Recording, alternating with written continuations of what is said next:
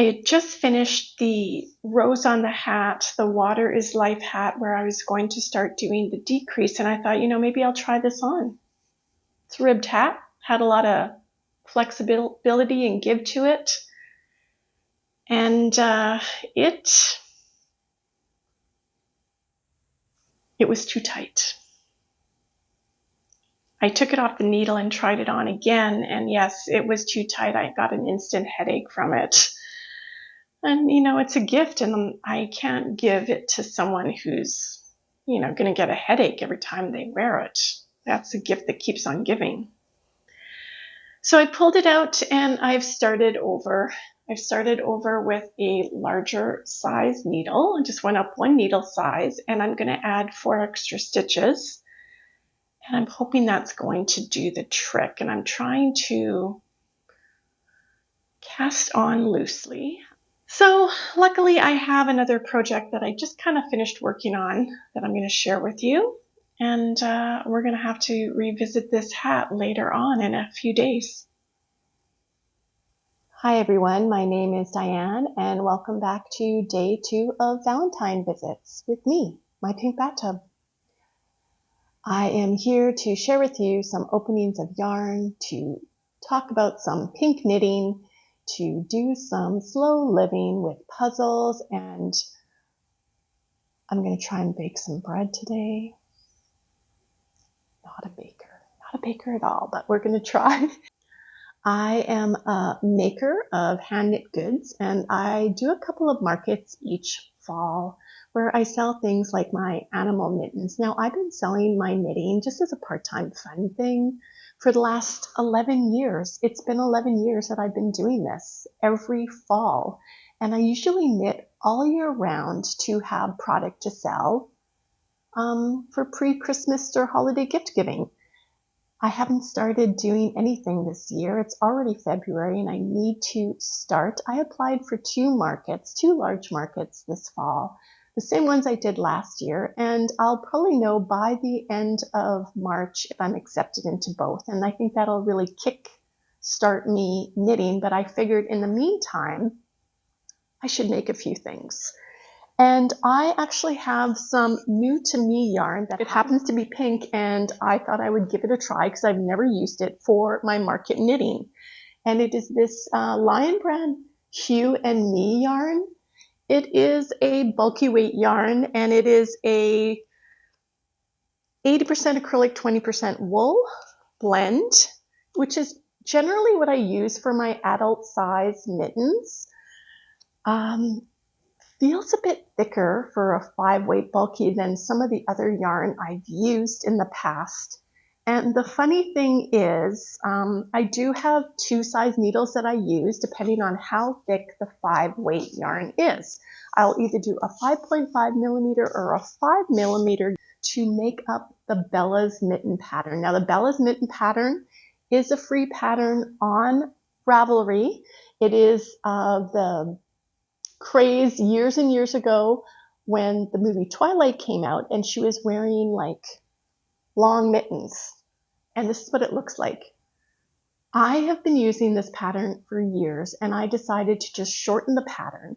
When I first started knitting, I just did basic knitting when I was doing markets. And I sold cowls and hats and mittens, pretty much, just basic knitting. But then the markets got really oversaturated with vendors and I had to do something different. So I ended up turning all of my mittens into animal mittens. It started off with chicken mittens and then it kind of took off from there. And with the pink yarn, I make piggy mittens. So I made a pair. Now I am working through my stash and I've got a lot of commercial grade yarn that I use for my markets. Last year I ran out of pink yarn and I needed an alternative for my pig mittens. So I made a pair. And this is the Bella's Mitten pattern. I start this pattern on row 24. I always have. And if you're interested in making a pair of pig mittens, either in an adult size or a child size, and you want to use this pattern, I do have a little tutorial from the Wayback Machine in YouTube that I'm going to link below, and you're welcome to use it. It's just the little ears and the snout and showing you how to make it to transform a pair of mittens into pig mittens. But here's the problem. Look at how long this is. For this yarn, because it was thicker, I used a 5mm needle. It's just a tad longer than what my normal mittens turn out to be. And I'm going to show you an example with a different color yarn of what they usually look like. This is another different type of bulky weight yarn. Of course, it's discontinued, but I use it all the time. Patton's Shetland Chunky yarn. And it is done with a 5.5mm needle. And this is, look at how much longer it is. This is 5mm, a smaller size needle, but much thicker, bulky yarn. So I did finish these mittens last night, but I thought, I think I'm going to shorten it more for this yarn because I bought a few balls of it because I had no pink yarn. So I did another one last night. I just made it even shorter. Now it's a little short, but I think it's going to work better for this particular yarn. And for this yarn, if you want a short cuff, I started on row 32 and I cast on 35 stitches. If you start on row 24, you're casting on 37 stitches, 35 stitches if you start on row 32. So a new yarn to me, another pink make, and that is my pink project for today. We've been on the hunt for the perfect bread recipe. We do have a bread maker and we've never had great success with it. We bought it during the pandemic and it was very hard to find yeast. Very hard to find yeast during the pandemic because everybody was home baking. I don't really like the loaf size of a bread machine because it's very tall. So I'm going to attempt to make some bread today. And I'm using a recipe that I found on YouTube. And I'm going to link it below. So let's see how this goes. Full disclosure, I am not a baker. Today I tried a recipe from a YouTube channel that had 10 million views and the word easy was in the description and it is from Deep South Texas. I'm going to link it below. Now the gentleman made 2 loaves of bread in this video, but I cut the recipe ingredients in half just to try 1 loaf, just to see if it works. I'm going to show you a little bit of snippets here, but I didn't do a lot of footage because I was concentrating and I was watching his video as I was doing it.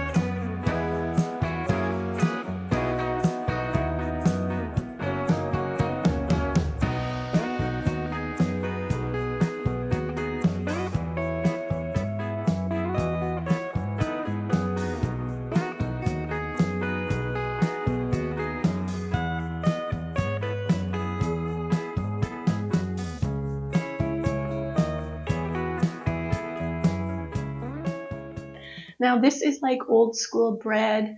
It is rising for a second time for an hour. I put it in the loaf and I will be putting it in the oven and showing you the result at the end of this episode. I don't know, the kneading was pretty hard. I hope it has risen. It did rise once. I put it in the oven with the light bulb on. My mom used to do that all the time when she was making buns, and she would just have it in a turned off oven with the light bulb on, covered, and I guess because it's insulated and there's a little bit of heat coming, it's better than perhaps if your house is a little bit on the cold side. don't take any of my advice because I don't know what I'm doing.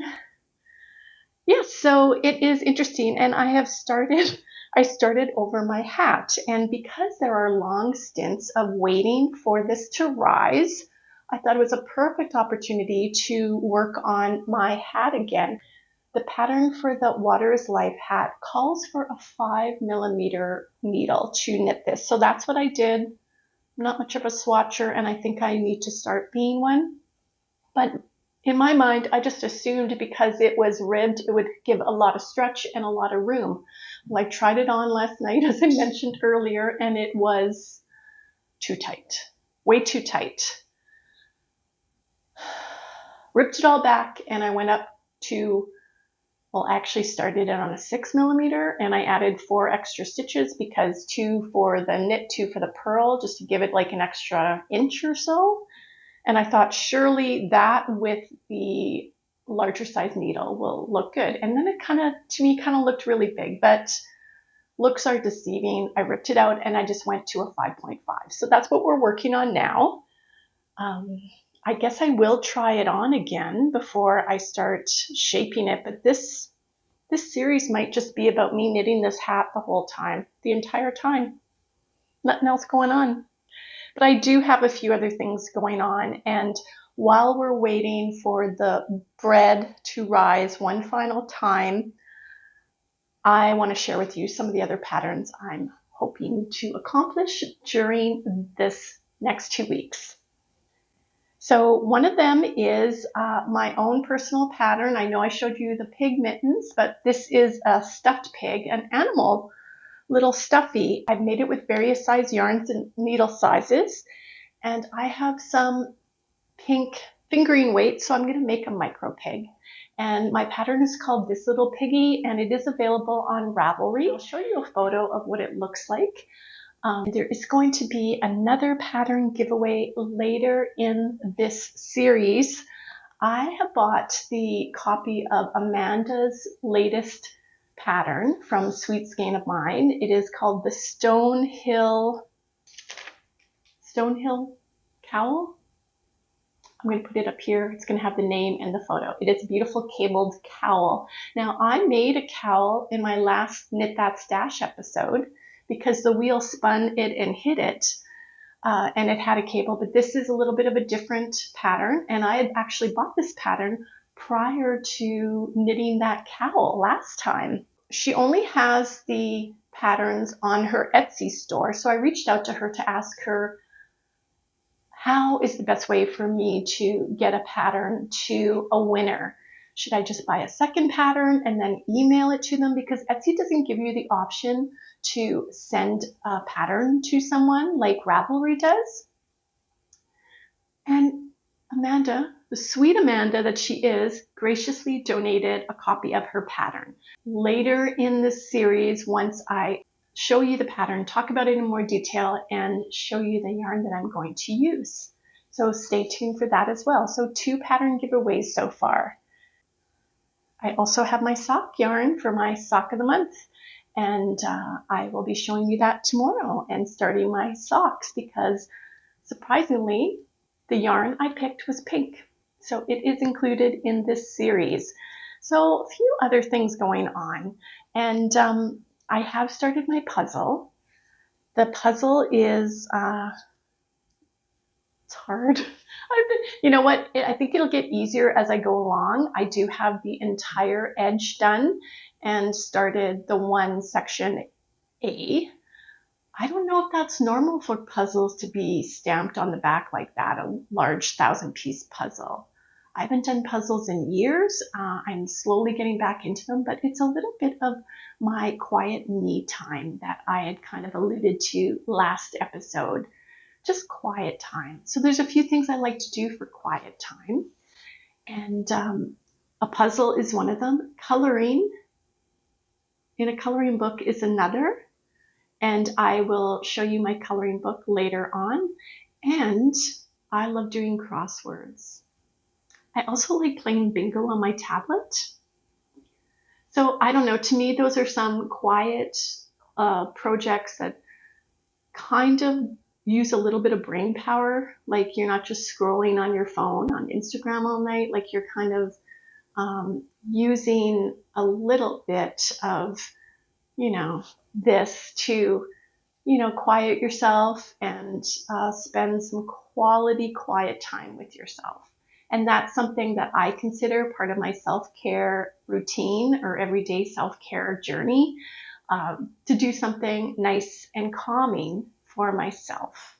What do you do for your little private self-care time? Do you have something that you work on as a quiet project? Obviously, we do our knitting. Often though, when I'm knitting, I have the TV on. So I am either watching a YouTube channel or I might be watching some bad reality TV, which happens at times. What do you like to do to quiet your mind and to center yourself? Please share below.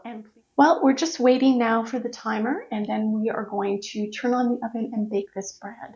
And we're going to see how much it has risen one last time. It has risen, which is surprising to me, but I found it hard to shape it. Like it felt a little dry, the outside part, but it felt like it was moving, which I think is a good thing, right? Like I could feel the life in the dough.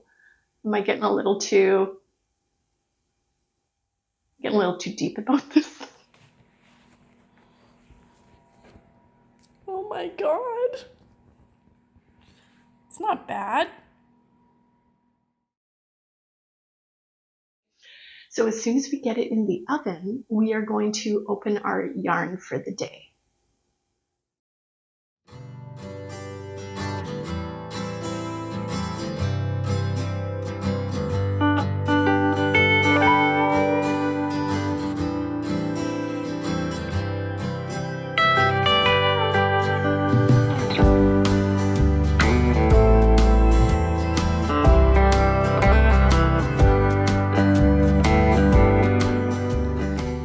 So today, Amanda's yarn from Countdown to Cupid is called Secret Admirer. Ooh, kind of a peachy orange with some speckles. Very cute.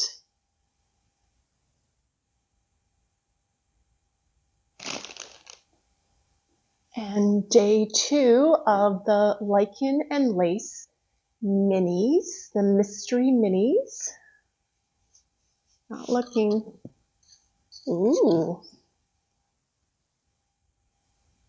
This looks very similar to the yarn I had in my last sock that I made. This is called Citron. It's an 80-20 merino wool and nylon. And day 1 of whatever Judy sent me, I'm glad it's kind of a different day than the Lichen and Lace one. Then I won't get mixed up when I pull them and know whose is what. See what Judy sent.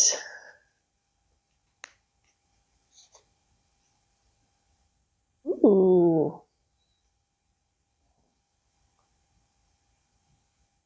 That is beautiful. I love speckles, and it's got pink in it. Pink for Valentine's Day. This is, I recognize this, Judy. This is the green button jar yarn. Green button jar.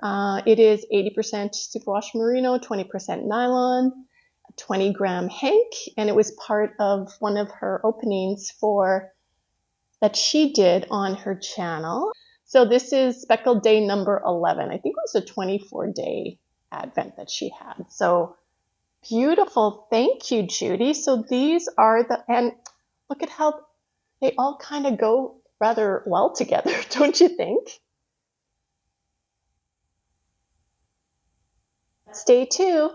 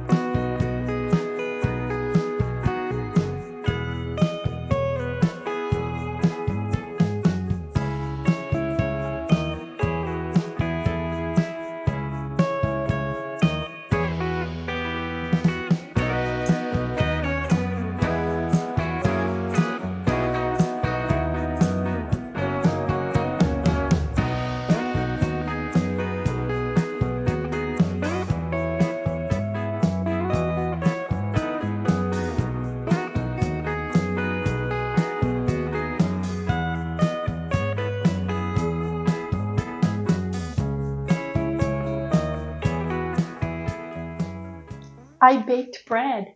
It looks like bread, it smells like bread. I'm pretty sure it's going to taste like bread. It actually rose. I am very, very excited about this. And if it wasn't for you all, I wouldn't have even attempted it, to be honest.